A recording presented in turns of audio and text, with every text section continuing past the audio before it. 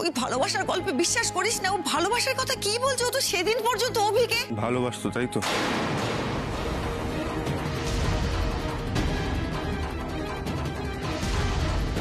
ভালো না বাসলে দুটো মানুষের সম্পর্ক কখনো বিয়ে পর্যন্ত করাতে পারে পিসুমন? আমি সেটা বুঝবো না? তবে কিছু মানুষ থাকে যারা ভালোবাসাকে গুরুত্ব না দিয়ে সেটাকে পায়ে ঠেলে দেয়। আবার কিছু মানুষ শুধু চুপচাপ ভালোবেসে যায়।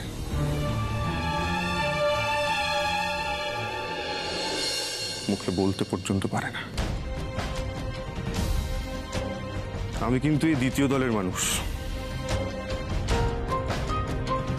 ছোটবেলায় যখন আমি ভ্যাকেশনে বাড়িতে আসতাম আমি তো দেখেছি অভিদা কিভাবে আলিয়াকে তাচ্ছিল্য করত, as if he has taken her for granted। পরে যখন ওদের বিয়েটা ভাঙলো তখন আমি বুঝতে পারলাম যে অভিদা তো কোনোদিনও আলিয়াকে ভালোই বাসেনি। আর আমি সারা জীবন ওকে মন প্রাণ দিয়ে ভালোবেসেছি।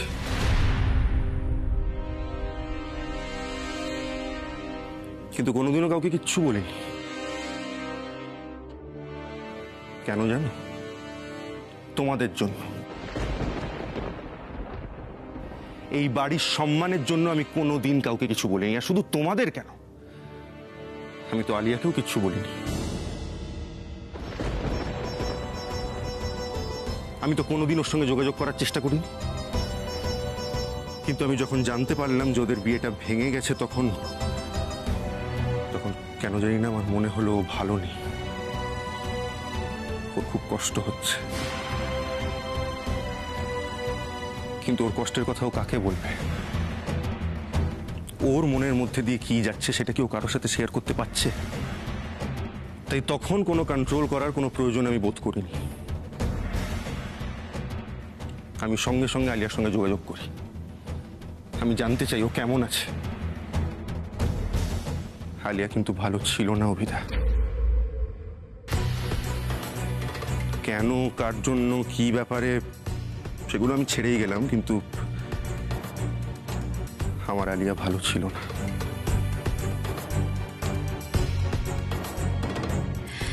তখন আর আমি কি বলতে পারি বলুন? আসলে রুদ্র যেভাবে আমার বেবিকে ফোন করতো, আগলে রাখতো, সান্ত্বনা দিত, মানে যখন আমি জানতে পারলাম যে ওরা দুজনে রিলেশনশিপে আছে তখন তো আই ওয়াজ জাস্ট, মানে আমি বলে বোঝাতে পারবো না যে আমি কিরকম খুশি হয়েছিলাম।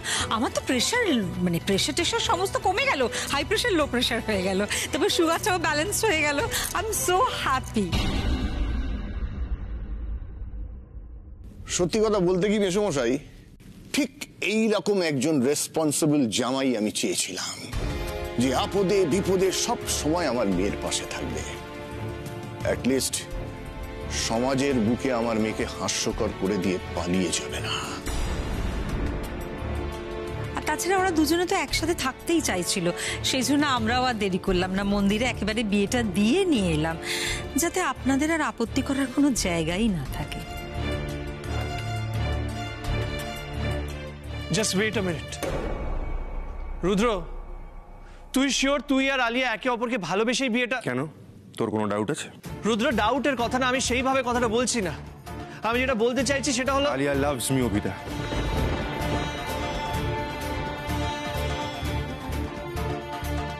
সবার জীবনে একটা পাস থাকে, আলিয়ারও ছিল।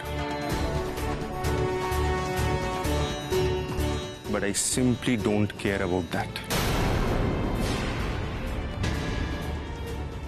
All I know is যে ওর প্রেজেন্ট এখন আমি ওকে ভালোবাসি। আর শুধু ভালোই বাসি না, আমি ওকে সারা জীবন নিজের প্রাণ দিয়ে আগলে রাখবো, কোনোদিনও কোনো ক্ষতি হতে দেব না।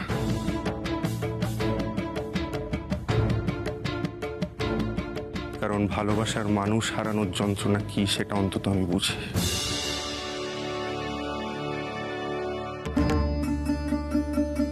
নিজের মানুষগুলোর থেকে দূরে থেকেছি তো, ব্রাদার, আমাকে দূরে পাঠিয়ে দেওয়া হয়েছিল।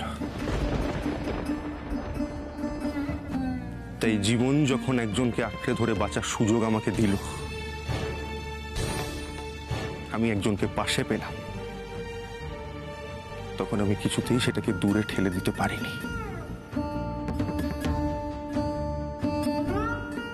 সেই মানুষটা আলিয়া, শুধু আলিয়া।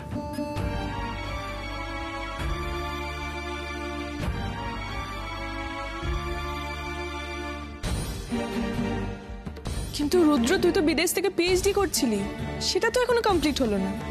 সেটা এভাবে মাঝপথে। সেটা আমি এখানেই কন্টিনিউ করতে পারবো রেখে দিই। আমার যেটুকু রিসার্চ ওয়ার্কের যা কাজ বাকি আছে, পেপার সাবমিশন, সেগুলো অনলাইনেই হয়ে যাবে, কোনো অসুবিধা হবে না। আর সেগুলো মিটে গেলে আমি আমার ক্যারিয়ার এখানেই পারসিউ করবো, কারণ আলিয়া তো এখানে থেকেই খেলবে। She is such a brilliant cricketer. আমার জন্য যাতে ওর ক্যারিয়ারের কোনো ক্ষতি না হয় সেটা তো আমাকেই দেখতে হবে, তাই না? কি হলো? তোমরা সবাই রুদ্রর কথা শুনে এভাবে চুপ করে গেলে কেন? চুপ তো তোমরা আমাদের করিয়েছো। এই পয়লা বৈশাখের দিনে এত বড় একটা সারপ্রাইজ যে আমরা পাবো, এটা তো সত্যি ভাবিনি না। ওমা, সে কি ছোট কাকিমণি, তোমরাই শুধু সারপ্রাইজ দিতে পারো, তাও শুধু উমাকে। আমি দিতে পারি না তোমাদের সবাইকে সারপ্রাইজ?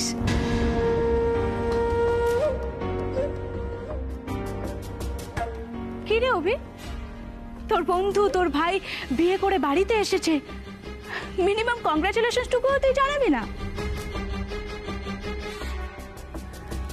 পিসিমণি, আন্টি, আচ্ছা তোমরা কেউ আমাকে কিছু বলছো না কেন? আমি বুঝতে পারছি না। মানে তোমরা কি কেউ খুশি নও? কেন নাও বলো তো? তোমরা তো চেয়েছিলে যে অভি যেহেতু ম্যারিড, তাই ওর জীবন থেকে আমি সরে যাই, ওকে যেন আমি আর বিরক্ত না করি। আমি তো সেটাই করছি। দেখো, আমি তো আর অভির আর উমার সম্পর্কের মাঝখানে আসছি না। হ্যাঁ, তোমরা বরং আমাকে এটা জিজ্ঞেস করতে পারো যে রুদ্রর আর আমার ভালোবাসার সম্পর্কটা আমি তোমাদের এতদিন কেন বলিনি। বলিনি কারণ আমি খুব ভয় পেয়েছিলাম। আমি ভয় পেয়েছিলাম যে আমি যদি আবার আমার ভালোবাসাকে হারিয়ে ফেলি। ভালোবাসার ব্যাপারে আমার কপাল তো খুব ভালো,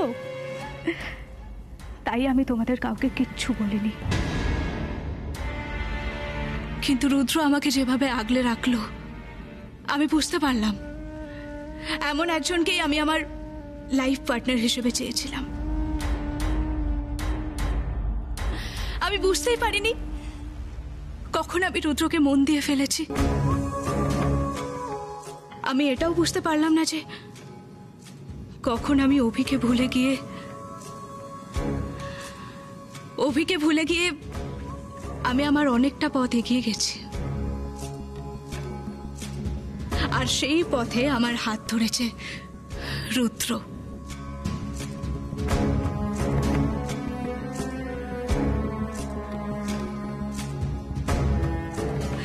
উমা, আমি সত্যি এখন খুব হ্যাপি উমা।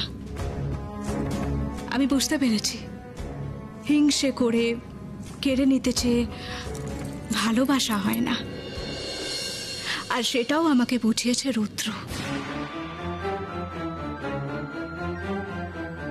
রুদ্রর কাছে আমি সারা জীবন ঋণী হয়ে থাকবো। ও আমাকে বিয়ে করে এই বাড়িতে এনেছে, আমাকে স্ত্রীর সম্মান দিয়েছে। এবার তোমরা বলো, তোমরা আমাকে বরণ করে ঘরে তুলবে না?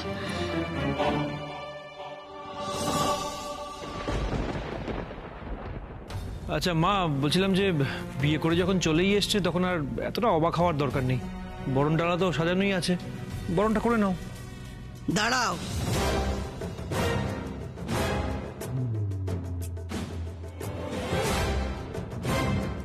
বরণের দায়িত্ব যে আমার সেটা আলিয়া ভালো মতোই জানে। তেমনি এটাও তোমার জানা উচিত ছিল আলিয়া, যে বিয়ের আগে সম্মতি নিতে হয় দুটো বাড়ি থেকেই। কি রুদ্র দাদু ভাই, ঠিক বলছি তো? বাবাকে না জানিয়ে, কাউকে না জানিয়ে বিয়ে করে নিয়ে চলে এলে, দায় মিটে গেল। আর সঞ্জয় তরুলতা হাসতে হাসতে মেয়েকে বিয়ে দিয়ে নিয়ে চলে এলে। একবারও জিজ্ঞেস করার প্রয়োজন মনে করলে না যে আমরা আলিয়াকে এই বাড়ির বউ বলে মেনে নেব কিনা? রুদ্রর বাবা আছে, আমি আছি, আমার গিন্নি আছেন, অম্বরীশ আছে। কাউকে কিছু না জানিয়ে ছেলে মেয়ে দুটোর বিয়ে দিয়ে নিয়ে চলে এলে। তোমরা কি কাজটা ঠিক করেছো সঞ্জয়? মেসমশাই, একটা কথা বলতে বাধ্য হচ্ছি। এই বাড়ির ছেলের কাছ থেকেই কিন্তু আমার মেয়ে সবচেয়ে বড় আঘাতটা পেয়েছিল। তাই এইবার আমার মেয়ে যখন রুদ্রকে বিয়ে করার জন্য আমার কাছে এসে আবদার করলো, আমি কিছু বলতে পারিনি। আর কি করেই বা বলবো, কারণ আমরা তো নিজেরাই চোখে দেখেছি এই বাড়ির ছেলে বিয়ের মণ্ডপে দাঁড়িয়ে সেই বিয়েটাকে ভেঙে দিয়ে অন্য কাউকে বিয়ে করে নিয়েছে। মনে আছে নিশ্চয়ই আপনাদের? তখন কি বড়দের অনুমতি নিয়েছিল? তাই আমিও ভাবলাম যে এই বাড়িতে বিয়ে দিতে গেলে বোধহয় বড়দের অনুমতি নেওয়াটা জরুরি নয়। সেই জন্যই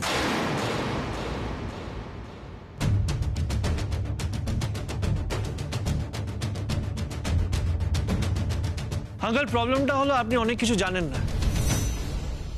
আলিয়া যে কত অন্যায় করেছে সেটা আপনি জানেন না, নাকি জেনেও না জানার ভান করছে সেটা হয়তো আমি জানি না। অন্য কারোর দিকে আঙুল তোলার আগে নিজেকে একবার আয়নায় দেখে নিলে ভালো হতো। এক মিনিট, আলিয়া কি অন্যায় করেছে বল আমাকে। অভিমন্যু বাবু, একদম না, কেউ কেন চুপ করবে? আমার স্ত্রীকে নিয়ে কথা হচ্ছে, আমাকে তো জানতেই হবে ব্যাপারটা কি। আমি জানতে চাই দাদা কি জাস্টিফিকেশন দিচ্ছে বিয়ের দিন মণ্ডপে আলিয়াকে একা ফেলে যাওয়ার। জাস্টিফিকেশন? রুদ্র, তুই জাস্টিফিকেশন চাস? তাহলে শোন। অভিমন্যু বাবু, আপনি দয়া করে চুপ করুন।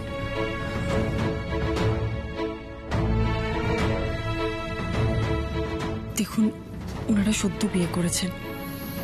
ওরা যদি একে অপরের সাথে ভালো থাকে, সুখে থাকে, সেটাই তো আমাদের কাছে সব থেকে বেশি দামি, তাই না? আপনি আর দয়া করে পুরনো কাসুন্দি ঘাটবেন না।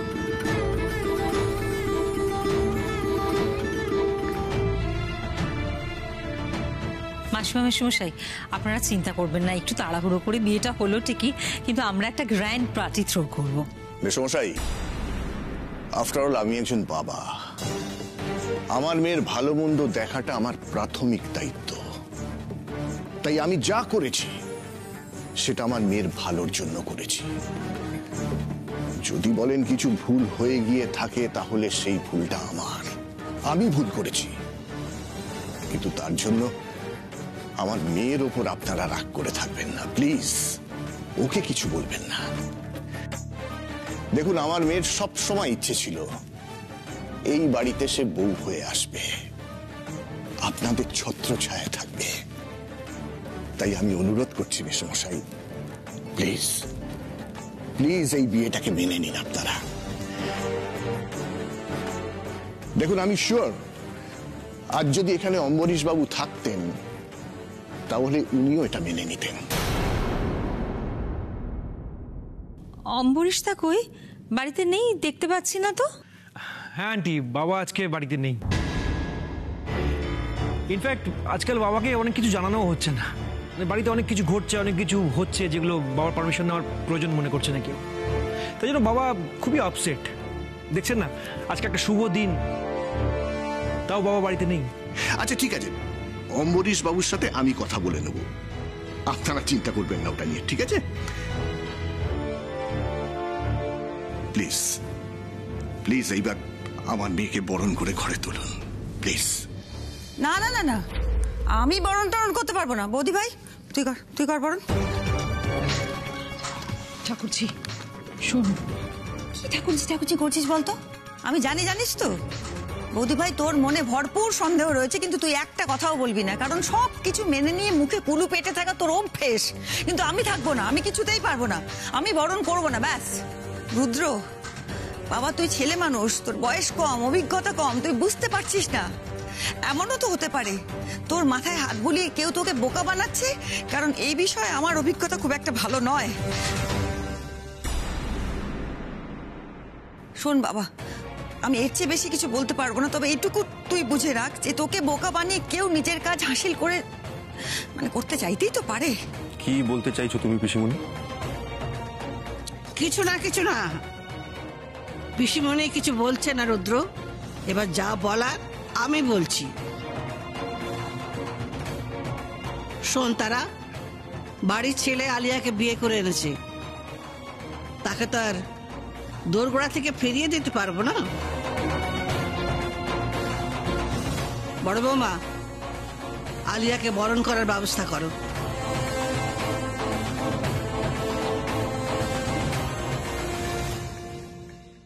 আচ্ছা, কেন শুধু শুধু কথা বাড়াচ্ছিস বলতো? যত যাই হোক বাড়ির ছেলে, অগ্নিসাক্ষী করে বিয়ে করে যখন বউকে নিয়ে এসেছে, আমরা বার করে দিতে তো পারবো না। পিসুমণি, তুমি এত রাগ করছো কেন বলো তো? অভি, তুই বোঝা না পিসুমণিকে। আচ্ছা, তোদের কিসের ভয় বলতো আমাকে নিয়ে? আমি তো আর তোর আর উমার সম্পর্কের মাঝখানে বাধা হয়ে দাঁড়াবো না, বল। আমি এখন শুধু রুদ্রকে নিয়ে একটা সুখের জীবন কাটাতে চাই। এখন আমার লাইফে দুটোই প্রায়োরিটি, রুদ্র আর আমার খেলা। রুদ্র হবে আমার ইন্সপিরেশন, আর খেলা তো আগে থেকেই আমার সবকিছু ছিল। দাদা ভাই, তুমি ভাবতে পারছো আমি খেলবো, উমা খেলবে, আমরা দুই চা একসাথে মাঠে নামবো। কে বলতে পারে ন্যাশনাল টিমের হয়ে হয়তো আমরা দুজন একসাথে খেলবো, আমরা দুজন একসাথে দেশকে জেতাবো। তোমাদের গর্ব হবে না বলো? তোমাদের বাড়ির দুই বউ ভারতীয় ক্রিকেট টিমে খেলছে।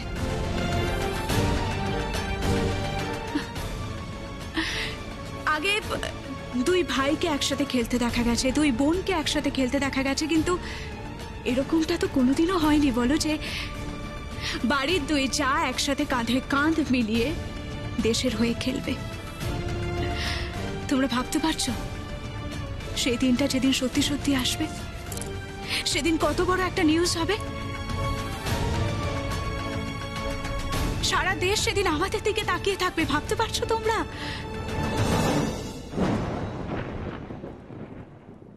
বাহ, এটা তো কখনো কোনোদিন আমরা কেউই ভেবে দেখিনি, তাই না অভি? ঠিক বলছো ছোটকা। মানে আলিয়ার ভাবনাটা আমি অ্যাপ্রিসিয়েট করছি। মানে আলিয়া এরকম ভেবেছে, এটাই তো আনন্দের ব্যাপার। এনিওয়েজ, কংগ্রাচুলেশনস আলিয়া আর রুদ্র। মানে আমি জানি যে আমাদের রিয়াকশনগুলো একটু উইয়ার্ড হয়ে গেছে, কারণ এই বিয়েটার জন্য আই থিঙ্ক আমরা কেউ প্রস্তুত ছিলাম না। সেদিন উমার সাথে বিয়ের সময় তুইও তো প্রস্তুত ছিলি না অভি, তাই না? সেদিন তোর লাইফটা যেমন হুট করে চেঞ্জ হয়ে গেছিল, তেমন ভাবেই আজ আমাদের দুজনের লাইফটাও চেঞ্জ হয়ে গেল। কিন্তু আমরা দুজন প্রস্তুত রে, আমরা একে অপরের হাত ধরে সারাটা জীবন কাটাতে পারবো, এ বিষয়ে আমরা নিশ্চিত।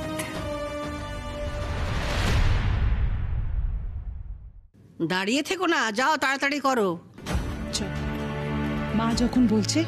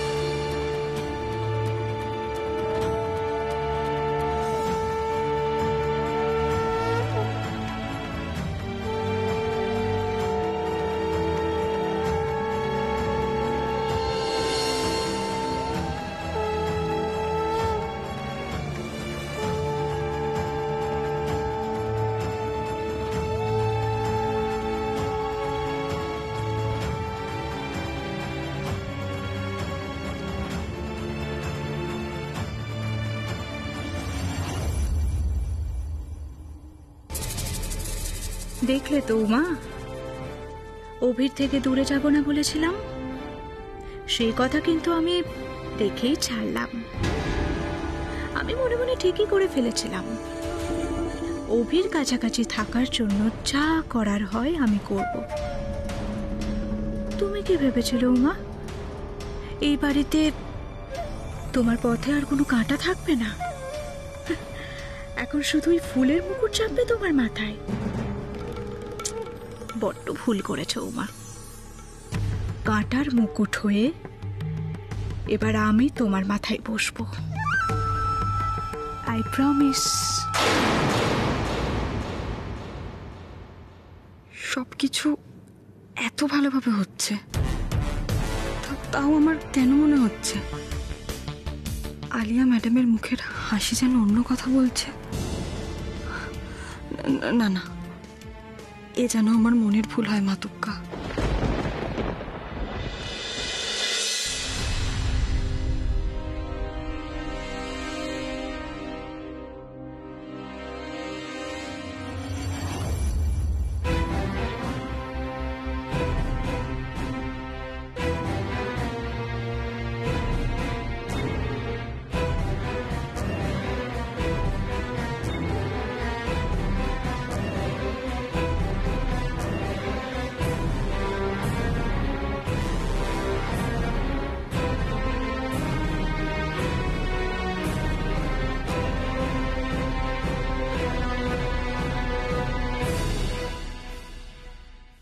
রোজ শুটিং এর চাপ, ভোরবেলা ওঠা, রাত অবধি কাজ। মাঝে মাঝে মনে হয় কোথাও একটা পালিয়ে যাই, শহর থেকে দূরে টুক করে। আপনারও মনে হয় এরকম? তাহলে অংশ নিন দেখলে জি বেড়ানো ফ্রি সিজন 2 তে, 4 এপ্রিল থেকে 29 মে, প্রতিদিন বিকেল 5টা থেকে রাত 11টা। জি বাংলা স্ক্রিনে আসা সহজ প্রশ্নের উত্তর দিন আর জিতে নিন বেড়ানোর সুযোগ দারুণ সব জায়গায়।